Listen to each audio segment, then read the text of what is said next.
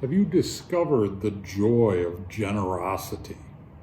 Jesus says, come on, experience the joy of using your money to bring happiness to others, your money and your resources. 2 Corinthians chapter 9, verse 7 says, yes, and I know you've heard this before, God loves a cheerful giver.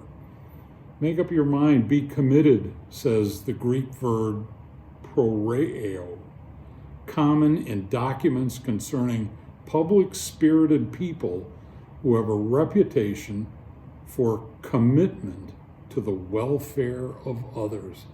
My, but that has such a nice ring to it, don't you think? The principle of heartfelt giving enunciated here by Paul says that those who give willingly, even when they part with a great amount, rejoice in the giving, and their soul is filled with delight.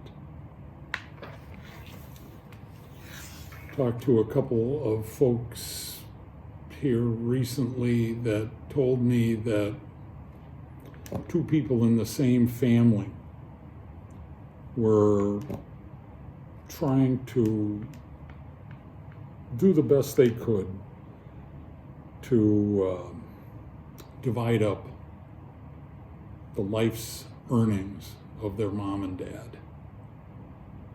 And one of those people was just a little on the grabby, greedy side, and not incidentally the one who had the most.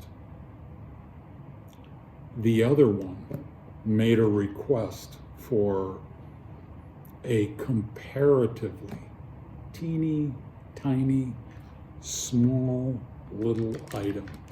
I'm going to guess and say, oh, that would have been worth less than $100.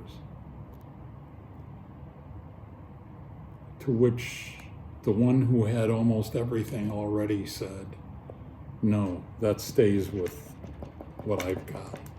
You don't get that. Jesus says, I don't want it to be like that in my kingdom. I want you to look around and see who has less than you, who's a little less fortunate than you, or maybe just who has a need at that particular moment. Why don't you do what you can to reach out to those people. Use the resources that you have, the ones that you've been blessed to receive from a generous God.